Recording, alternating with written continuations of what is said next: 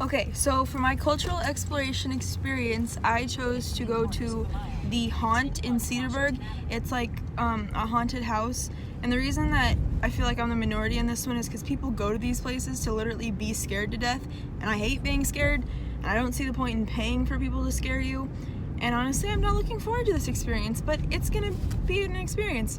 Already kinda. This is definitely a step out of my comfort zone, and I feel like in the future my students, or at least a lot of my students or some of my students, will really enjoy things like this, and so this will be a way for me to relate back to them and be like, oh, I have had this experience, and like it'll be a connection between us, and I don't know, I think it's going to be beneficial. So what I'm expecting to happen is to be really, really scared and kind of cold, so we're going to see how this turns out. So yeah. Okay, so we're outside of the place. We're not exactly sure what to do. I'm terrified. Lexi's not. I'm excited. I'm terrified. Yeah. Okay.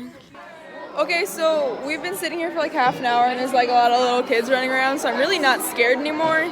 But Lily is, and Lexi still was never scared. So it's gonna be good.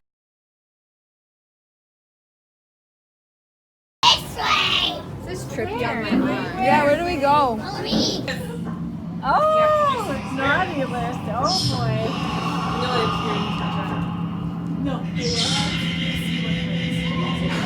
see what I can get. Okay. Don't tell us. I will. Overtake the thrill. Through the eyes.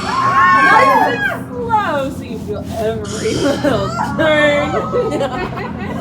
And you know, I don't go far enough to kill you because you know that's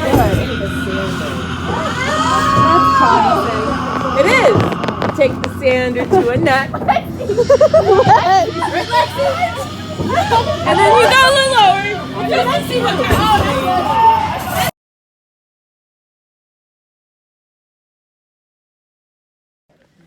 Okay, so we finished the maze or house, or it was kind of like both, and then it wasn't as bad as we thought, but I mean, like, it wasn't that bad, and I was kind of scared for no reason, because like there's no way they can touch you, and I kind of figured like halfway through I was like, you know what, if you just don't react to them, then they won't actually like try to scare you or anything, and that method worked really, really well.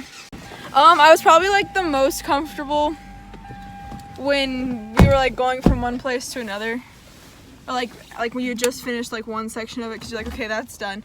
The most uncomfortable was like this maze part where there were like these flashing lights and you couldn't really tell where you were because the walls were made of like pieces of wood standing up, and so it all kind of looked the same, and it felt like it was very dizzy, and like if you stared at it too long I felt like I was gonna like fall down, but it was still fun overall. Like in the future, I know like if my students do talk to me about this, at least I'll be able to have some experience where I can say, okay, like I did it, and if there's someone who's like super scared, then I can tell them like, okay, what kind of helped and what didn't. So yeah, it was good.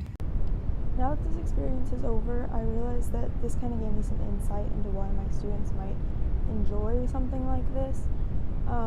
And like in the future when I'm in the classroom, it might even be like an experience that I can draw upon to either like regain their attention if they're losing focus, or even to draw a connection with a lesson that I'm teaching, because with education it doesn't necessarily have to be everything just by the book. Like you can put some things that are fun in it to spice it up a little bit and help them remember it in a way that's not typical.